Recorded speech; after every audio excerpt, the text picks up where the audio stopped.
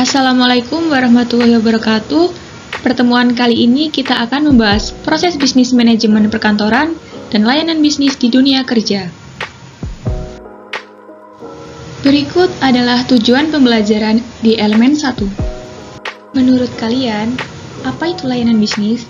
Mari kita simak penjelasan berikutnya. Layanan bisnis merupakan proses pemberian layanan kepada pelanggan atau konsumen, baik yang bersifat materi maupun non-materi, untuk pemenuhan kepuasan pelanggan. Di sini, pelanggan merupakan faktor utama dalam layanan bisnis, sehingga dalam bentuk apapun, layanan pelanggan merupakan hal yang sangat penting, baik untuk skala kecil maupun skala besar. Selanjutnya ada jenis-jenis layanan bisnis. Yang pertama ada layanan pelanggan berjalan. Jenis layanan berjalan merupakan pelayanan terhadap pelanggan yang dilakukan bertemu langsung secara fisik dengan pelanggan. Customer atau pelanggan harus datang ke kantor customer service atau CS dan menyampaikan keluhannya atau kebutuhannya.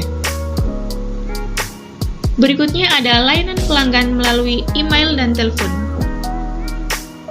Untuk menghemat biaya dan menerapkan layanan pelanggan virtual, tren yang sekarang ini digunakan untuk layanan pelanggan adalah dengan menggunakan layanan call, service, dan email untuk memudahkan penyampaian keluhan.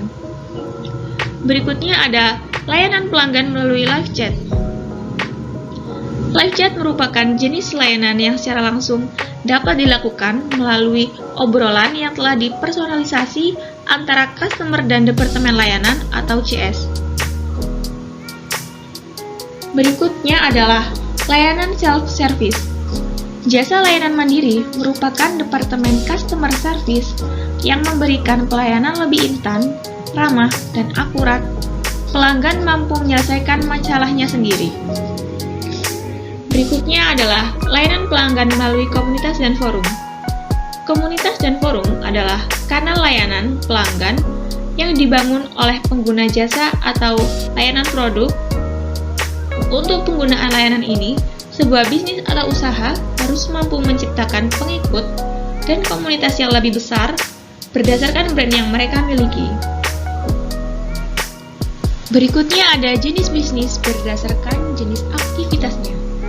Yang pertama ada bisnis ekstraktif, adalah aktivitas bisnis yang pergerakannya di bidang pertambangan dengan melakukan penggalian bahan-bahan tambang yang ada di dalam dan terkandung di perut bumi. Yang kedua ada bisnis agraris, adalah kegiatan bisnis yang pergerakannya pada bidang pertanian, peternakan, perkebunan, perikanan, dan kehutanan. Yang ketiga ada bisnis industri, merupakan usaha dalam bidang industri manufaktur yang memproduksi barang. Yang keempat ada bidang jasa, adalah aktivitas usaha yang menghasilkan produk tidak dalam bentuk fisik. Selanjutnya, berdasarkan kegunaannya, jenis bisnis dibedakan menjadi 4. Yang pertama ada form utility atau kegunaan bentuk, yaitu bisnis yang berupaya mengubah suatu benda menjadi benda lain dengan bentuk yang tidak sama, sehingga lebih bermanfaat untuk manusia, seperti mebel, genteng, garment, dan lain sebagainya. Yang kedua ada place utility atau kegunaan tempat, yaitu bisnis yang menjalankan pemindahan suatu barang dari satu tempat ke tempat lain, sehingga memiliki manfaat lebih. Yang ketiga ada time utility atau kegunaan waktu, yaitu bisnis yang memberikan manfaat waktu terhadap keberadaan suatu barang, seperti peti kemas, kotak pos, dan yang lainnya. Yang keempat yaitu possession utility atau kegunaan pemilikan, yaitu jenis usaha untuk membuat atau memenuhi kegunaan kepemilikan pada suatu barang atau jasa, seperti pertokoan, perdagangan, atau jual beli. Menurut bentuknya, jenis badan usaha dapat dibedakan menjadi 2. Yang pertama ada badan usaha berbentuk badan hukum.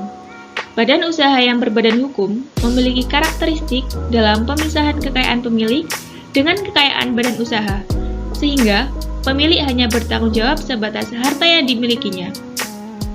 Jenis badan usaha ini contohnya ada PT atau perseroan terbatas, ada yayasan, dan ada koperasi. Berikutnya ada badan usaha bukan berbentuk badan hukum. Jenis badan usaha yang bukan berbentuk badan hukum memiliki karakteristik dalam kepemilikan kekayaan. Dalam hal ini, antara kekayaan badan usaha dan kekayaan pribadi tidak ada pemisahnya. Jenis badan usaha yang bukan badan hukum ini meliputi, yaitu yang pertama ada persekutuan perdata, yang kedua ada firma, dan yang ketiga ada persekutuan komanditer atau CV.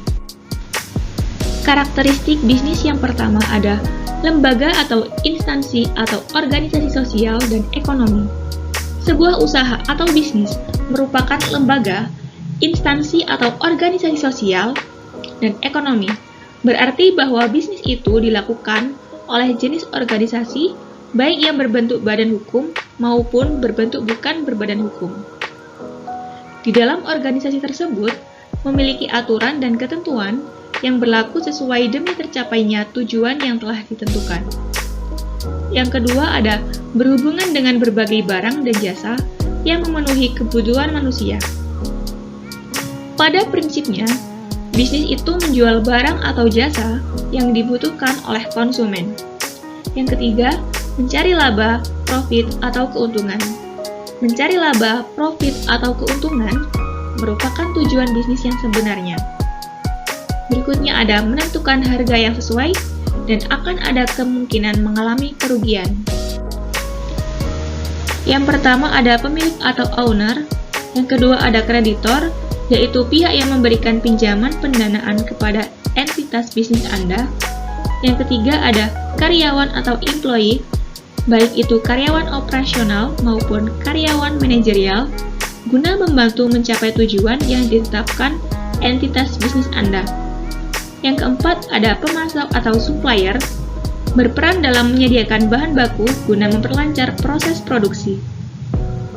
Yang kelima ada pelanggan, merupakan nyawa dari adanya kegiatan berbisnis. Loyalitas dari pelanggan akan menjaga kelangsungan bisnis perusahaan. Maka dari itu, untuk tetap menarik minat pelanggan atau konsumen, maka pelaku bisnis harus terus meningkatkan kualitas dan keterjangkauan harga dari produk yang dijualnya.